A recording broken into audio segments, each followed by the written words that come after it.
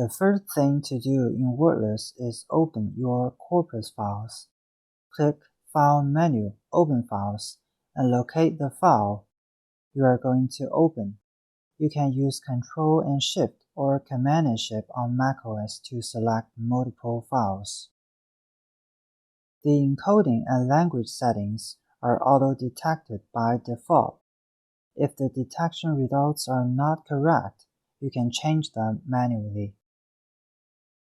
In order to increase the detection speed, only the first 100 lines in each file are scanned by default.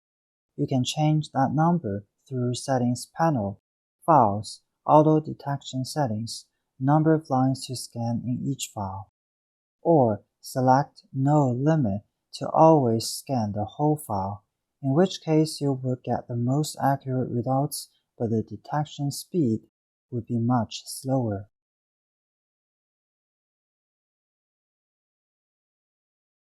Then you need to set tokenize and tag to yes or no according to whether the file is pre-tokenized and pre-tagged.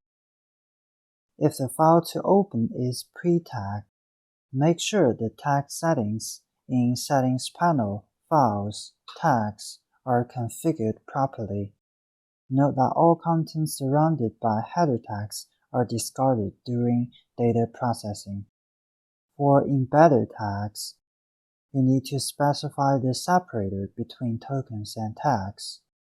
For XML files, you need to set the names of tags which label paragraphs, sentences, and words respectively. When you confirm that all file settings are correct, click Open. Files would be pre-processed automatically and then added to the file area.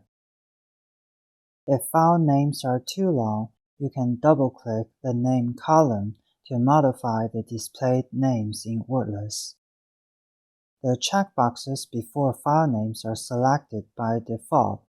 If you clear one of the checkboxes, then the corresponding file would be skipped during data processing. You may also use items under the File menu to conveniently select or deselect all files.